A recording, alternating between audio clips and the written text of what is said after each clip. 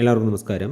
മകം, പൂരം, ഉത്രത്തിൻ്റെ ആദ്യ പാദം എന്നീ നാളുകൾ അടങ്ങിയിട്ടുള്ള ചിങ്ങക്കൂറിൽ ജനിച്ചവരുടെ 2026 പുതുവർഷ ഫലങ്ങളെ നോക്കാം. ചിങ്ങക്കൂറുകാർക്ക് ഇപ്പോൾ അഷ്ടമശനി കാലമാണ്. കൂടാതെ രാഹുകേതുക്കളും പ്രതികൂല സ്ഥാനങ്ങളിലാണ് സഞ്ചരിക്കുന്നത്. അതുകൊണ്ട് തന്നെ അഷ്ടമശനി മൂലം എന്തൊക്കെ ദോഷഫലങ്ങൾ ഈ വർഷം ഉണ്ടാകുമെന്നും അത് കുറയാൻ ചെയ്യേണ്ട പരിഹാരങ്ങളെക്കുറിച്ചും രാഹുകേതുക്കൾ വിവാഹാദി മംഗളകാര്യങ്ങളിൽ തടസ്സങ്ങൾ ഉണ്ടാക്കുമോ എന്നും വർഷത്തിൻ്റെ ആദ്യ പകുതിയിൽ വ്യാഴം നൽകുന്ന ഭാഗ്യം എങ്ങനെ ഉപയോഗപ്പെടുത്തണം എന്നതിനെക്കുറിച്ചെല്ലാം നമുക്ക് വിശദമായി നോക്കാം. ആദ്യം ശനിയുടെ സഞ്ചാരത്തെക്കുറിച്ച് നോക്കാം. 8ാം ഭാവത്തിൽ ശനി സഞ്ചരിക്കുന്നതിനാൽ എല്ലാ കാര്യങ്ങളിലും തടസ്സവും താമസവും ഉണ്ടാകും. ഒരു കാര്യം സാധിക്കാൻ ഒന്നിൽ കൂടുതൽ തവണ ശ്രമിക്കേണ്ടി വരും. അപ്രതീക്ഷിതമായ ചെലവുകളും ഉണ്ടാകും. ശനിയുടെ സഞ്ചാരം മൂലമുണ്ടാകുന്ന ഇതുപോലെയുള്ള ദോഷഫലങ്ങൾക്കിടയിലും ആശ്വാസം നൽകുന്നത് വ്യാഴത്തിൻ്റെ സഞ്ചാരമാണ്. ജൂൺ 1 വരെ ലാഭസ്ഥാനത്ത് വ്യാഴം സഞ്ചരിക്കുന്നതിനാൽ ദോഷഫലങ്ങളിൽ കുറവുണ്ടാകുമെന്ന് മാത്രമല്ല, ആഗ്രഹിച്ച കാര്യങ്ങൾ പലതും നടക്കും. സാമ്പത്തിക നേട്ടമുണ്ടാകും. സുഹൃത്തുക്കളുടെയും സഹോദരങ്ങളുടെയും സഹായം ലഭിക്കും. എന്നാൽ നിങ്ങളുടെ രാശിയിൽ കേതുവും 7ാം ഭാവത്തിൽ രാഹുവും നിൽക്കുന്നതുകൊണ്ട് 2026 പ്രധാനപ്പെട്ട തീരുമാനങ്ങൾ എടുക്കുമ്പോൾ 100 ആവർത്തി ആലോചിക്കേണ്ടതാണ്. ജൂൺ 2 വ്യാഴം കർക്കിടകത്തിലേക്ക് മാറിയതിനു ശേഷം ചിലവുകൾ കുതിച്ചുയരുമെങ്കിലും അത് വീട് പണി, വാഹനം വാങ്ങൽ തുടങ്ങിയ നല്ല കാര്യങ്ങൾക്ക് വേണ്ടിയായിരിക്കും.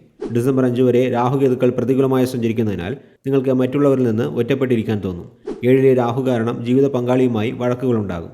പാർട്ട്ണർഷിപ്പ് ബിസിനസ് തുടങ്ങാനും ഇത് അത്ര നല്ല സമയമല്ല. വിദ്യാർത്ഥികളെ സംബന്ധിച്ച് 2026 സുവർണ അവസരമെന്നും കഠിന പരീക്ഷണമെന്നും രണ്ടായിത്തിരിക്കാം.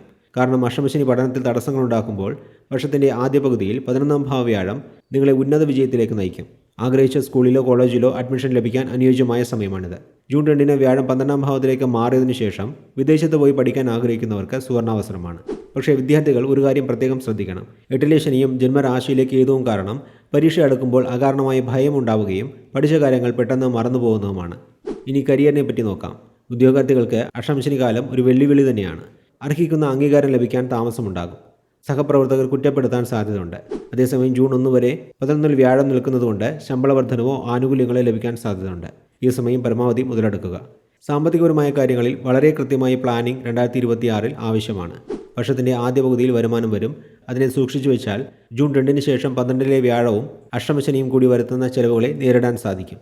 ഷെയർ മാർക്കറ്റിലോ ചിട്ടിയിലോ വലിയ തുക ഇറക്കരുത്. ആർക്കും പണം കടം കൊടുക്കരുത്. അഥവാ കൊടുത്താൽ തിരികെ കിട്ടാൻ പാടായിരിക്കും. ഇനി പ്രണയം, കുടുംബം തുടങ്ങിയ കാര്യങ്ങളെക്കുറിച്ച് നോക്കാം. കുടുംബജീവിതത്തിൽ 7ലെ രാഹു പ്രശ്നങ്ങളുണ്ടാക്കും. ഭാര്യ ഭർത്താക്കന്മാർ തമ്മിൽ സംശയങ്ങൾ, തെറ്റിദ്ധാരണകൾ എന്നിവ വരാം. പുറത്തുനിന്നുള്ള ആളുകളെ നിങ്ങളുടെ കുടുംബകാര്യങ്ങളിൽ ഇടപെടാൻ അനുവദിക്കരുത്. പ്രണയിക്കുന്നവർക്ക് ചതികൾ പറ്റാൻ സാധ്യതയുണ്ട്. അതിനാൽ പങ്കാളിയെ തിരഞ്ഞെടുക്കുമ്പോൾ ശ്രദ്ധിക്കുക. എങ്കിലും ജൂൺ മാസം വരെ വ്യാഴം അനുകൂലമായതിനാൽ വിവാഹം നടക്കാനുള്ള സാധ്യതയുണ്ട്. അത് കഴിഞ്ഞാൽ പിന്നെ തടസ്സങ്ങൾ വരും. അഷ്ടമശനി ആയതുകൊണ്ട് ആരോഗ്യപരമായ കാര്യങ്ങളിൽ ഒരു വിട്ടുവീഴ്ചയും ചെയ്യാൻ പാടില്ല. വിട്ടുമാറാത്ത രോഗങ്ങളുള്ളവർ മരുന്ന് മുടങ്ങാതെ കഴിക്കുക. പല്ല്, എല്ല് എന്നിവയുമായി ബന്ധപ്പെട്ട പ്രശ്നങ്ങൾ വരാം. ജന്മകേതു മൂലം മാനസിക സമ്മർദ്ദം, ഉറക്കക്കുറവ് എന്നിവ അനുഭവപ്പെടും. വാഹനം ഓടിക്കുമ്പോൾ അമിത വേഗത ഒഴിവാക്കുക. ഇനി നക്ഷത്രഫലങ്ങളെ നോക്കാം. മകം നാളുകാർക്ക് ആത്മീയ കാര്യങ്ങളിൽ കൂടുതൽ താല്പര്യം തോന്നും. ആരോഗ്യം ശ്രദ്ധിക്കണം. പൂരം നാളുകാർക്ക് സാമ്പത്തികപരമായി കുഴപ്പമില്ല എങ്കിലും ആഡംബരത്തിന് വേണ്ടി പണം ചിലവാക്കി കടക്കണിയിൽ വീഴരുത്. ദാമ്പത്യ ജീവിതത്തിൽ വിട്ടുവീഴ്ചകൾ ചെയ്യേണ്ടി വരും. ഉത്തരം നാളുകാർക്ക് ഗവൺമെൻറ് കാര്യങ്ങളിൽ തടസ്സങ്ങൾ നേരിടും. പിതാവിൻ്റെ ആരോഗ്യം ശ്രദ്ധിക്കണം. ജൂൺ വരെ ഭാഗ്യാനുഭവങ്ങളുണ്ടാകും. ഇനി പരിഹാരങ്ങളെക്കുറിച്ച് നോക്കാം. അഷ്ടമശനി ദോഷം കുറയാനും തടസ്സങ്ങൾ മാറാനും ഇനി പറയുന്ന പരിഹാരങ്ങൾ ചെയ്യുക. എല്ലാ ശനിയാഴ്ചയും അയ്യപ്പക്ഷേത്ര ദർശനം നടത്തി എള്ളുതിരി കത്തിക്കുക. ജന്മകേതുവിൻ്റെ ദോഷം മാറാൻ ജന്മനക്ഷത്ര ദിവസം ഗണപതി ഹോമം നടത്തുക. മൊത്തത്തിൽ നോക്കുമ്പോൾ 2026 ചിങ്ങക്കൂറുകാർക്ക് ഗുണദോഷ സമ്മിശ്രമായ ഫലങ്ങൾ ലഭിക്കുന്ന വർഷമാണ്. ജനുവരി മുതൽ ജൂൺ വരെയുള്ള നല്ല സമയത്തെ പരമാവധി പ്രയോജനപ്പെടുത്തുക. ഈശ്വര പ്രാർത്ഥനയോടെ മുന്നോട്ട് പോയാൽ അഷ്ടമശനി കാലത്തെ അതിജീവിക്കാൻ ചിങ്ങക്കൂറുകാർക്ക് സാധിക്കുന്നതാണ് എന്ന് പറഞ്ഞുകൊണ്ട് ഈ വീഡിയോ ഇവിടെ നിർത്തുന്നു. അടുത്ത വീഡിയോയിൽ കാണുന്നതുവരെ എല്ലാവർക്കും നന്ദി, നമസ്കാരം.